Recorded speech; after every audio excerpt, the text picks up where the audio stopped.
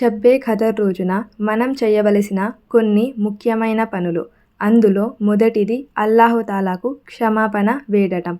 మనం క్షమాపణ వేడటం కోసం మన ప్రవక్త ముహమ్మద్ సల్లల్లాహు అలైహి వసల్లం గారు ఒక ప్రత్యేకమైన దువాను తెలియజేశారు. ఆ దువా ఏమిటి అంటే, అల్లాహుమ్మ ఇన్నక అఫువ్వున్ తుహిబ్బుల్ అఫ్వా ఫాఫు అన్నీ.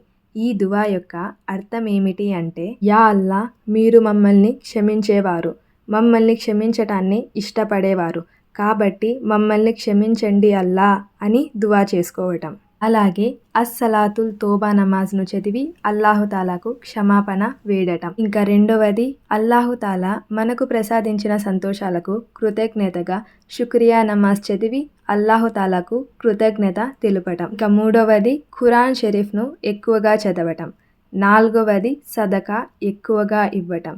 ఐదవది, తహజుద్ నమాజ్ను ఖచ్చితంగా చదివి మన మనసారా దువా చేసుకోవటం. ఈ రాత్రులలో మీరు ఎంత ఎక్కువ వీలైతే అంత ఎక్కువగా దువా చేయండి. ఎందుకంటే కొన్ని హదీసుల ప్రకారం ఈ రాత్రిన మన తలరాత మారుతుంది అని తెలియజేశారు. కాబట్టి వీలైనంత ఎక్కువగా ఈ రాత్రిన దువా చేయండి.